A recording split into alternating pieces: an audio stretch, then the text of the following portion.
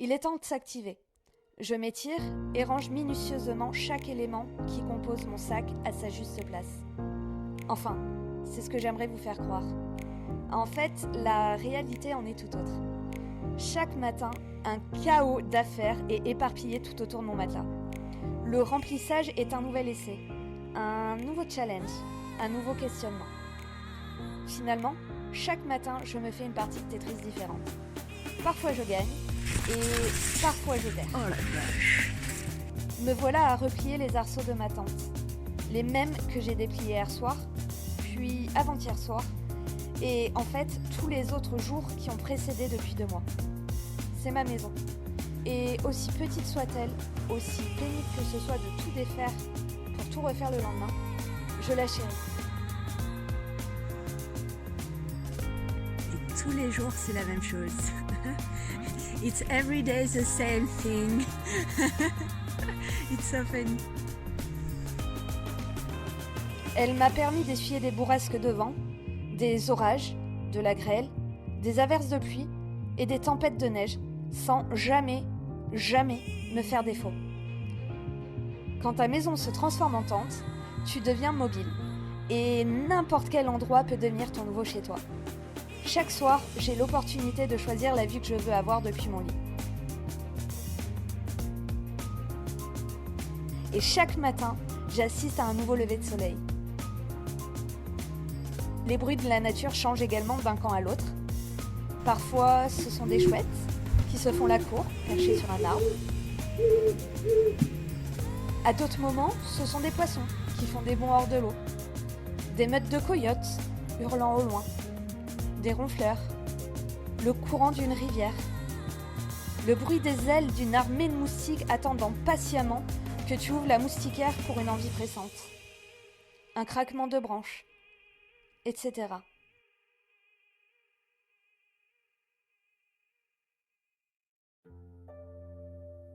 Nous sommes le 20 juillet et je viens d'arriver à Timberline Lodge, petite station de ski, hiker friendly, située au pied du mont Woods. C'est le décor qui a servi pour le film Shining, du moins la façade extérieure de l'hôtel a servi pour Shining. Melon me fait part d'un défi qui lui a été proposé et dont j'avais déjà entendu parler. Une tradition qui perdure d'année en année au sein des randonneurs du PCT. Les 50 derniers miles doivent être effectués en moins de 24 heures. Ma première réaction a été de rigoler et de lancer un hors de question, avant de lui tourner les talons. Et puis, finalement, j'y ai repensé. Beaucoup. Et je me suis laissé convaincre. Comme les sportifs de haut niveau et les pilotes de la patrouille de l'air, me voilà à préparer mentalement mon corps et mes pieds pour les prochaines 24 heures à venir. Il est 13h30 quand Splash, Fireball, Melon et moi-même prenons la route, bien décidés à parcourir 80 km d'une traite.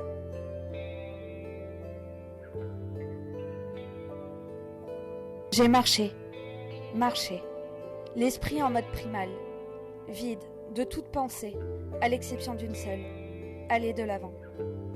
J'ai continué, jusqu'à ce que mon corps se rebelle et que je ne puisse plus mettre un pied devant l'autre. Alors j'ai couru. Cheryl Strayed, Wild.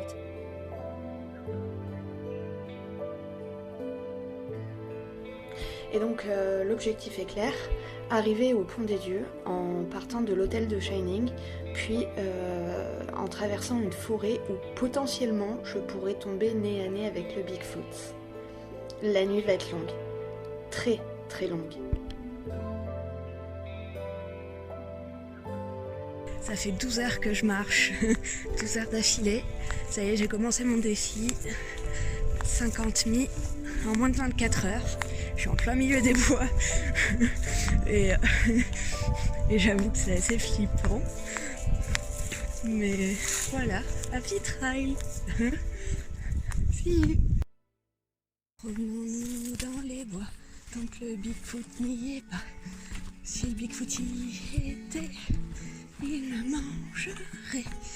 Mais vu qu'il y sera pas, je serai pas son repas. Ça a été une expérience de dingue. L'étrange silence que dégage ce vaste espace me fascine. La musique qui se joue dans mes oreilles n'a plus lieu d'être. Mes instincts primaires prennent le dessus, à la recherche d'un bruit qui viendrait perturber cette paix. L'obscurité m'enlace et je me laisse porter. Je ne sais même pas où je me trouve, mais après tout, est-ce si important de le savoir ?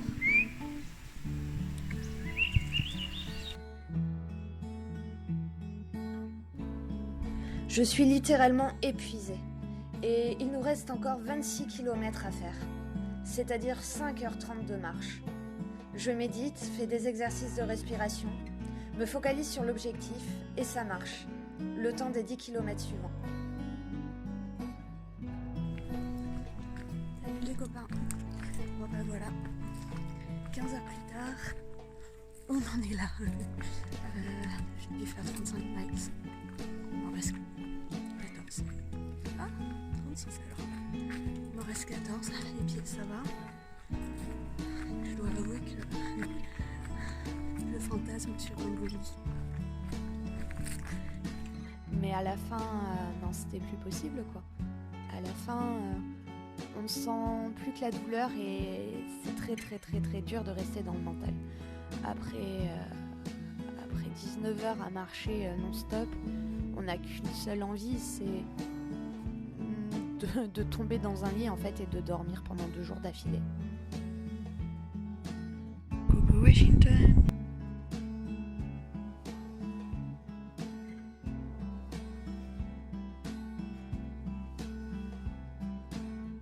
Ça y est, la fin de l'Oregon est là.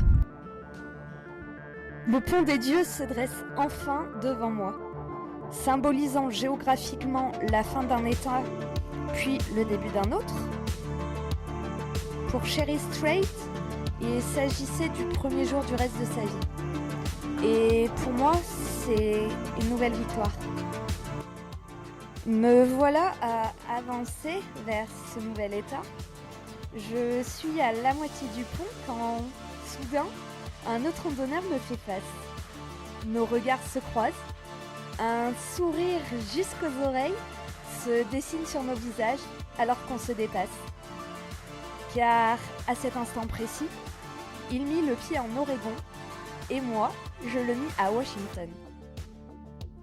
Ce fut un moment sacrément intense. Welcome to Washington. Mélan est devenu mon partenaire de marche il y a de cela maintenant 1 mois. Cela implique que malgré qu'on ne parle pas la même langue, durant tout ce temps, on a marché ensemble, dormi à 5 mètres d'écart l'un de l'autre. Oh my god, the bee is on my hat. Woohoo! On a vécu des situations périlleuses, It's fly around chaotiques. you.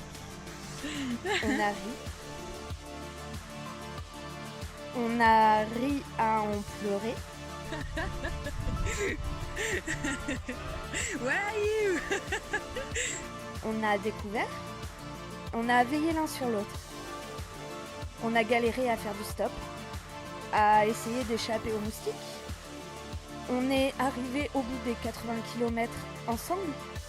Et puis, on a fini par traverser un état. Cela créait des liens.